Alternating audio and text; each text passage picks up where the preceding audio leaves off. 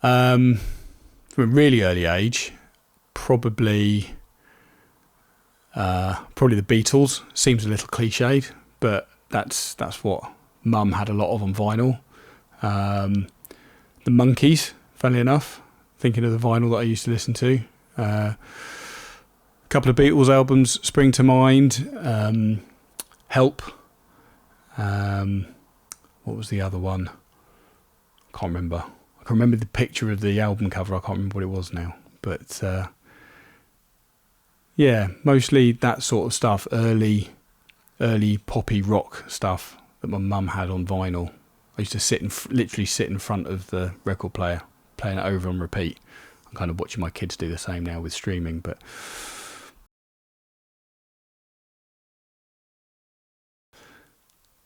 first big gig I can remember, I think, was probably Bon Jovi at the Milton Keynes Bowl. That was good. Gosh, yeah, who have I seen live? Maiden, a fair few times. Probably 5 or 6 times I've seen Maiden live now. Stones, Twickenham. That was probably one of the biggest gigs. Certainly probably the most expensive gig I've been to. Smaller gigs, smaller venues. Went with Bean and saw James Dean Bradfield in Oxford at a tiny little club. I want to say, I read about a little venue called the Zodiac. I can't remember if it was the Zodiac or it was somewhere like that. That was a great gig. Really small, intimate. Didn't expect it to be like that. It was fabulous. Who else have I seen live? REM a couple of times. Saw them in Dublin when I was over there with Pete and Bean once. Those are the big ones.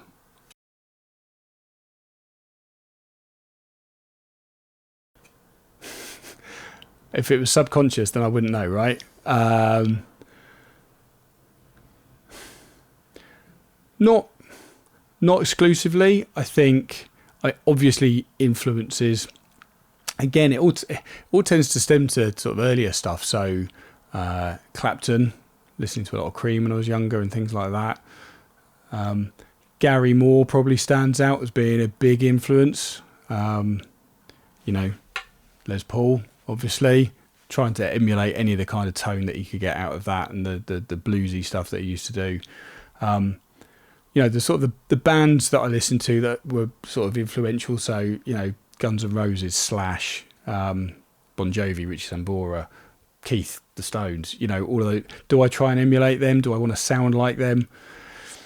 Not as much, I think, as some of those people like Clapton or Moore from sort of back then. Even someone like Hendrix, you don't even try, right? Because you're never going to sound like him. So I guess it's more an influences thing rather than trying to sound like them. But that probably answers it.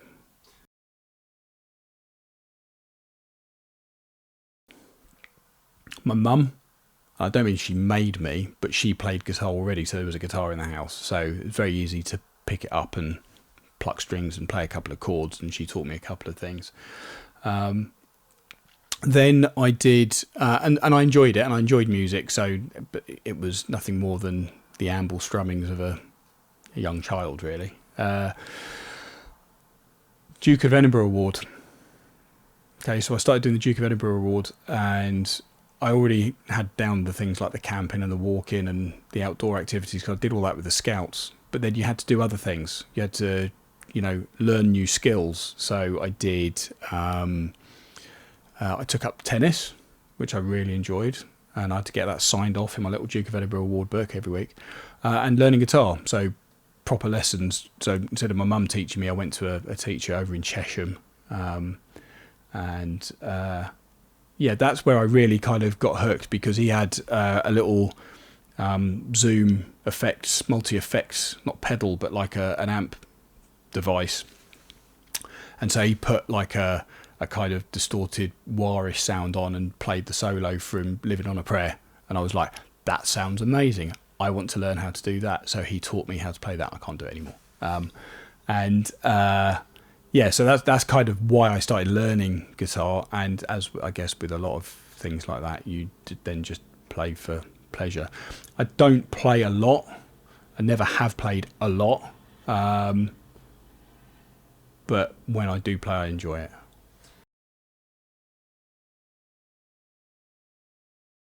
I think that kind of leads on quite nicely from the last question, because that's the biggest enjoyment I get from playing music, is doing it as part of a band, playing along with other people. And I think that's maybe why I've never played a lot for my own pleasure. And I do sometimes, and I can sit and noodle away and enjoy, trying a few new sounds on a pedal or something every now and again. And I've always enjoyed that. But playing with people, that combination of sounds, I mean, not only that, I mean, doing it with some of your oldest and best mates is a huge thing. Meeting new people as well. I mean, when we first started with, we got to know like your brothers really well because of all the time we all spent together, and with Andrew being in the band to start with, and then making new friends with, Cap coming along, and the rest, they say, is history.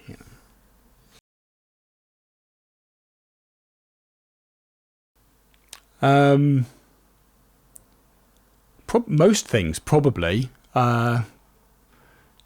I guess any individual effort that you put into a particular track that you feel adds something to the track. I think, some of the obviously the lead guitar work, the solos that kind of add to a particular song. I'm trying to think which ones I'm particularly proud of. All Washed Up, for example, right? Love the sort of sound I used to be able to get out of that when we were playing it. Not particularly proud of any of the recorded works of that because they all sound terrible, but I always enjoyed playing it. Whereas tracks like I can't think of anything specific. There've been a couple of bits where we've just nailed it and it just sounds great, and I think I've added something there. Given that I don't generally write any of the music or any of the songs, being able to just bring something slightly creative to it. In terms of being proud, I think the thing I'm proudest of is all of us getting up on stage at any point. Maybe the first time we did it, which was, I think, the Metro. Breaking out my comfort zone and getting up in front of people and playing music together. Really hard for me to do. But the buzz from it was amazing.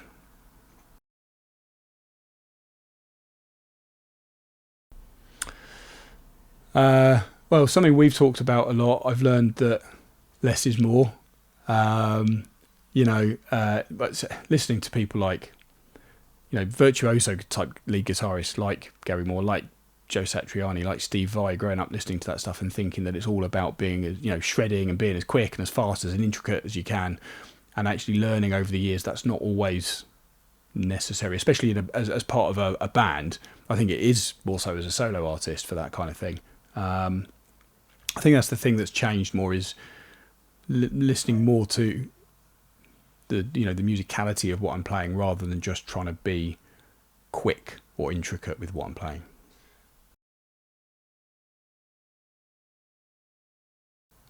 Again, I suppose in the same vein as the last question, pedal wise, used to chain up as much as I could and put as many sounds as I could together, and then you realise that doesn't always sound the best. So kind of reining it in a bit on things like distortion, I actually play things a little cleaner and less metal and heavy than I used to. Actually, currently, the only two pedals that I use a lot, I've got that fairly simple Behringer cab emulator, which makes a big difference going into the tiny little micro crush amp that I'm using at the moment for like a little practice amp, and my Marshall delay pedal, and that just always sounds great whatever you put through it, but it chews through batteries.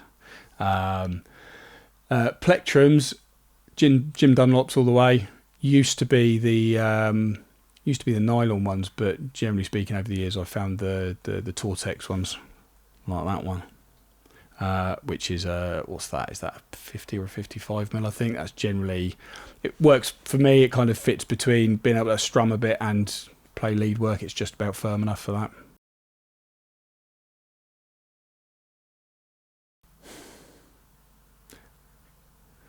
No, because I probably get too starstruck too easily. Difficult.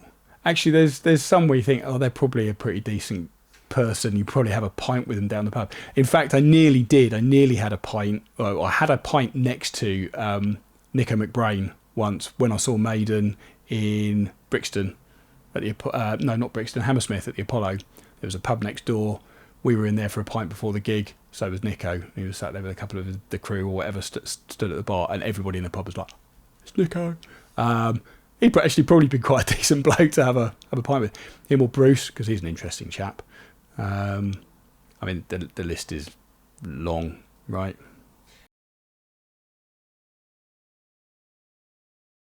See that again? That's a very difficult question, isn't it? Because it has to be one guitar, right? It's going to be something again cliched and classic, I suppose. It would be a better version of one of my two main guitars. So it's going to be a Strat or it's going to be a Les Paul.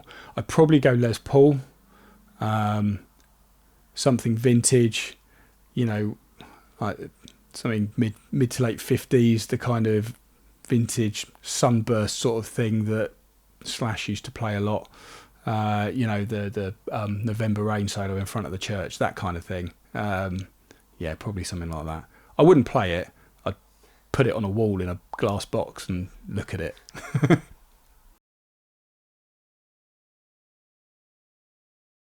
Play more.